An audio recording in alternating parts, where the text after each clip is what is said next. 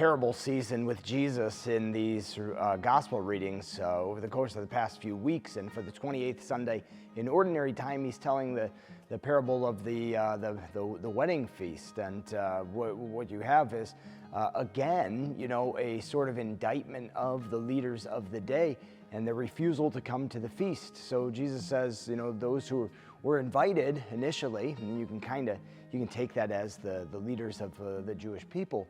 They were invited, but they weren't found worthy. They rejected the invitation, right? They went off and did their own thing, ignored the invitation.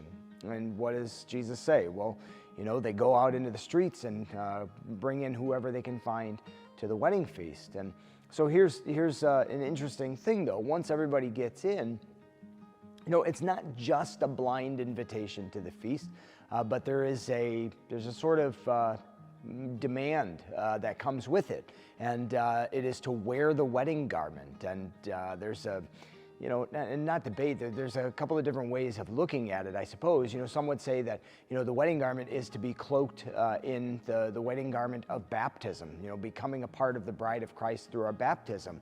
That gets you into the wedding feast. But, some of the great saints of the early church also suggested that wedding garment is the works of charity. So, the invitation is extended, but the response really comes in the form of living our lives in imitation of God. So, I did this video in the church, but as I was walking in, I actually thought, I could just as simply and as truly do this video outside the Catholic Works of Mercy building, because the invitation is to the feast, but the response is in the way that we live our lives. So, that's how we, in a sense, have confidence that we've accepted the invitation, is that we live our lives for other people.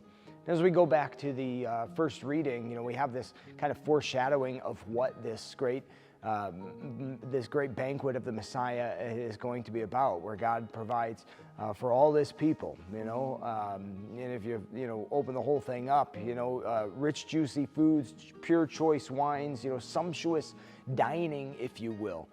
How about, in a symbolic sense, it's telling us, we will have all of our needs and wants provided for by the Lord. No more wailing, no more tears. Even our heartfelt needs and wants will be filled. And in part because we are cooperating with God's grace and stepping into that space for one another. So it's God's grace that brings us to the table, God's grace that brings us to a response of faith and a change in the way that we live our lives, living them in charity for other people. So accept the invitation given to you to come to the wedding feast and demonstrate maybe put down your RSVP by living your life in charity for others.